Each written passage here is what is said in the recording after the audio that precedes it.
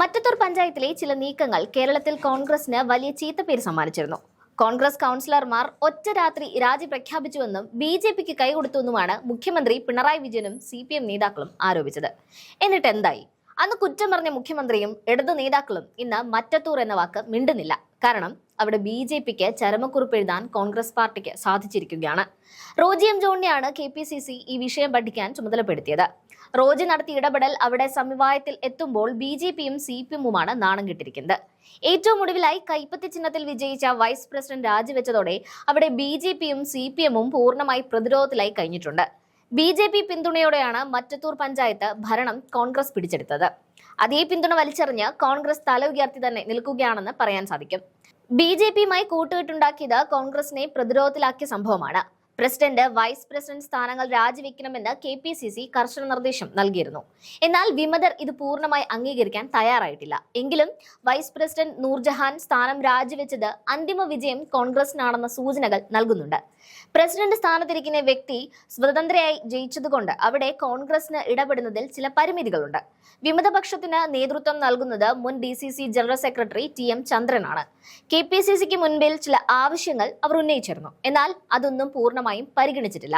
അതിൽ തീരുമാനം വന്ന ശേഷം പ്രസിഡന്റിനെതിരെ അവിശ്വാസം വന്നാൽ ആരെ പിന്തുണയ്ക്കും എന്ന നിലപാടിലാണ് അവർ നിൽക്കുന്നത്. കൈപ്പത്തി ചിഹ്നത്തിൽ ജയിച്ച 8 കോൺഗ്രസ് അംഗങ്ങൾ പാർട്ടിയിൽ നിന്ന് കൂട്ടരാജിവെച്ചാണ് ബി.ജെ.പിക്കൊപ്പം ചേർന്ന് പഞ്ചായത്ത് ഭരണം പിടിച്ചത്. കോൺഗ്രസ് വിമതയായി ജയിച്ച ടെസി ജോസിന് ബി.ജെ.പിയിലെ 3 അംഗങ്ങൾ വോട്ട് ചെയ്തിരുന്നു. ബി.ജെ.പിയിലെ 4ാമത്തെ അംഗത്തിന്റെ വോട്ട് അസാധുവായി. മറ്റൊരു കോൺഗ്രസ് വിമതൻ KR ഔസേപ്പിനെ പ്രസിഡന്റാക്കി ഭരണം പിടിക്കാൻ ശ്രമിച്ച LDFന്റെ നീക്കം മുന്നിൽ കണ്ടായിരുന്നു കോൺഗ്രസ് അംഗങ്ങളും ബി.ജെ.പിയും അപ്രതീക്ഷിത നീക്കം നടത്തിയത്. എന്നാൽ ഇതിനെ മറയാക്കി ഇന്നത്തെ കോൺഗ്രസ് നാളത്തെ ബി.ജെ.പി എന്ന രീതിയിൽ വലിയ പ്രചാരണം നടന്നു.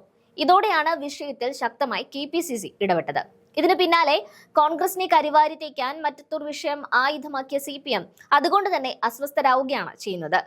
DCC നേതൃത്വം വേണ്ടത്ര ഇടപെടൽ നടത്തുന്നില്ലെന്നും വൈകിക്കുന്നുണ്ടെന്നുമെന്നും പൊതുവെ അഭിപ്രായമുണ്ട്. ആദ്യം പാർട്ടിയിൽ നിന്ന് രാജിവെച്ച പഞ്ചായത്ത് അംഗങ്ങളിൽ ഒരാളായ അക്ഷയ് സുരേഷിനെ ഔദ്യോഗിക പക്ഷം തിരികെ വിളിച്ച് തങ്ങൾക്കൊപ്പം നിർത്തിയതോടെ ആ ഭാഗത്തെ അസ്വാരസ്യങ്ങൾ ഏറെക്കുറെ അവസാനിച്ചിട്ടുണ്ട്. മറ്റത്തൂരിലെ കൂറുമാറ്റത്തിൽ തെറ്റുപറ്റിയെന്ന് കാട്ടി DCC പ്രസിഡന്റിനാണ് അക്ഷയ് കത്തയച്ചത്. മറ്റത്തൂർ പഞ്ചായത്ത് 23ാം വാർഡ് അംഗമാണ് Akshay Santhosh.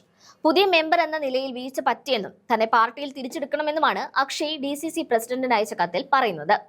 DCC general secretary TM ചന്ദ്രന്റെ നിർദ്ദേശപ്രകാരമാണ് രാജിവെച്ചതെന്നും പാർട്ടിയിലെ എല്ലാ തീരുമാനങ്ങൾക്കും നിർദ്ദേശങ്ങൾക്കും അനുസരിച്ച് താൻ പ്രവർത്തിക്കുമെന്നും അക്ഷയ് വാക്ക് നൽകി. ഇതിനു പിന്നാലെയാണ് പഞ്ചായത്ത് വൈസ് പ്രസിഡന്റ് രാജിവെച്ചത്. കോൺഗ്രസ് വിട്ട് ബി.ജെ.പിയുമായി സഖ്യം ചേർന്ന് വോട്ട് ചെയ്ത പഞ്ചായത്ത് അംഗങ്ങൾ തെറ്റുതിരുത്തിയാൽ പാർട്ടിയിലേക്ക് തിരിച്ചുവരാൻ അവസരമൊരുക്കും എന്നും KPCC അറിയിച്ചു. നേരത്തെ മറ്റത്തൂരിൽ കൂറുമാറിയ മെമ്പർമാരോടും പ്രാദേശിക നേതൃത്വത്തോടും കോൺഗ്രസ് ജില്ലാ നേതൃത്വം നിലപാട് കടുപ്പിച്ചതിന് പിന്നാലെയാണ് രാജിയെന്നും പറയാൻ സാധിക്കും. KPCCയുടെ നിർദ്ദേശം ലംഘിച്ചുകൊണ്ടാണ് ബി.ജെ.പിയുടെ പിന്തുണയോടെ കോൺഗ്രസ് മെമ്പർമാർ ഭരണം പിടിച്ചത്. നേരത്തെ പ്രസിഡന്റ് ടെസിയുടെയും വൈസ് പ്രസിഡന്റ് നൂർജഹാന്റെയും രാജി ഉടനെ വേണമെന്നാണ് കോൺഗ്രസ് നിർദ്ദേശിച്ചിരുന്നത്. കൂറുമാറിയവർക്കെതിരെ DCC എടുത്ത സസ്പെൻഷൻ പിൻവലിച്ചാൽ രാജി ആലോചിക്കാമെന്ന് ഇവർ വാദിച്ചിരുന്നുവെങ്കിലും DCC തള്ളിയതോടെ വൈസ് പ്രസിഡന്റ് രാജി സമർപ്പിച്ച് തിരികെ കോൺഗ്രസിലേക്ക് മടങ്ങുകയായിരുന്നു. വിമതന്മാരും ആഴ്ചകൾക്കുള്ളിൽ തിരികെ കോൺഗ്രസിനൊപ്പം ചേരുമെന്നും ഉറപ്പിക്കാം.